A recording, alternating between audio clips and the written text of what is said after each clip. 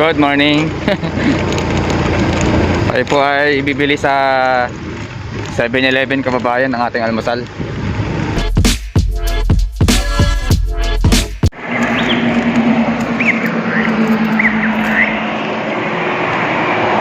Yan, dito isasabit yan. Bawal po yan sa 7-Eleven. Karet po yan eh. Baka sabihin eh.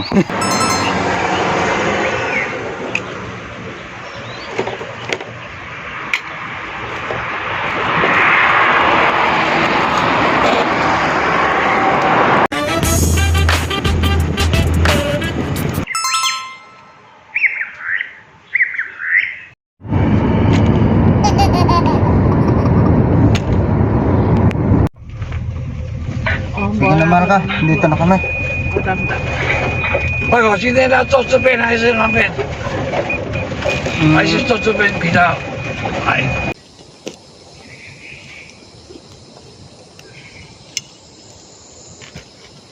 Isang magandang araw kababayan, September 18. At ay nasa Bukuan po kami, na sobrang lawak po dito.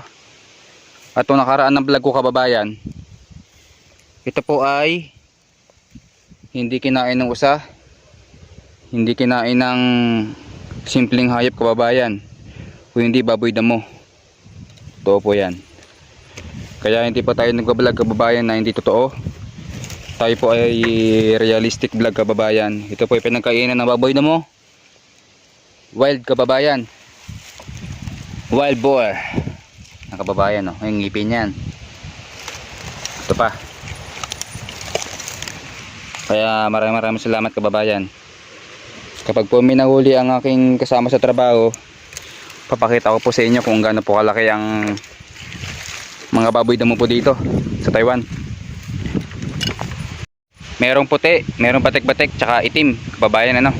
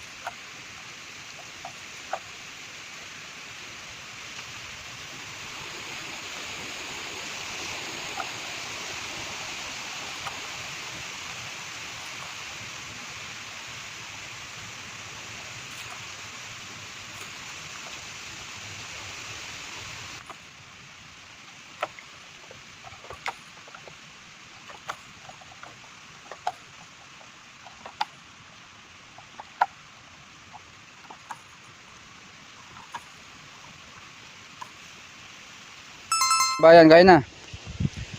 Kumain na kami ng pentang, tsaka ito ay pangalawa. May penta na, may nyulong yan pa. Nyulang men, no? Ito pa. Baka. Ito naman ay taba-taba ng baboy tayo nga. O, pampulutan, no? Kain po, kain.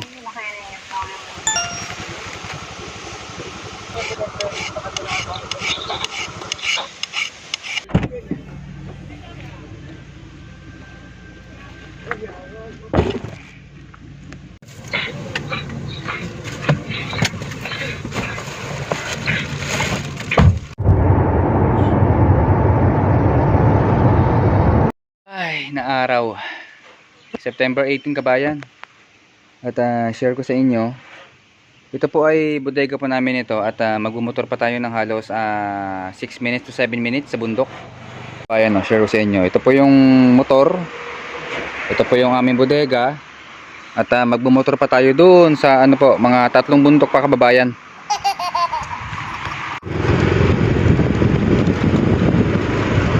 Ito kabayan ang aming lugar dito.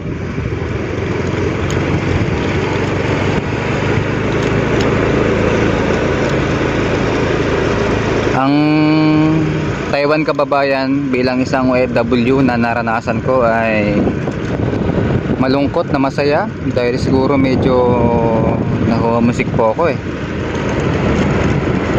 Kaya ito po nga kilibangan, vlog. Yung tipo na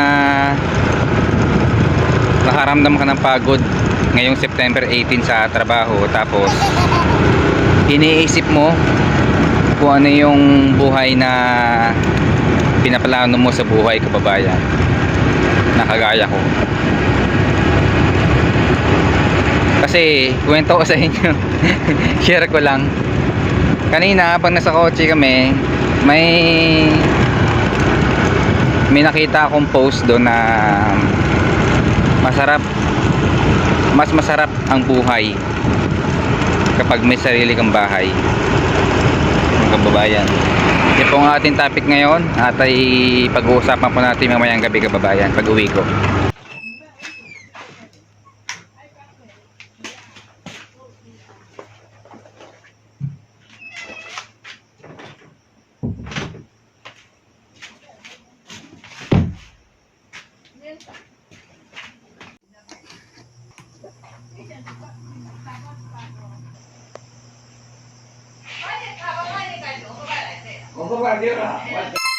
At ngayong gabi, kababayan, ay tayo ay may sili ulit. Tayo kakain na po, kababayan, sa labas ulit. Di pa naayos ang ilaw, kababayan. Oh. sama, totsika ba? At ang mga tuta ay dumedi muna sa kanilang nanay. Kuha tayo ng ng ating plato na mangkok. Dalawa, isang kutsara at chopstick. Ayan, sapa na. Karne tsaka upo. At ano yun, isda yata yun. Kain po, kabayan. Sapa na.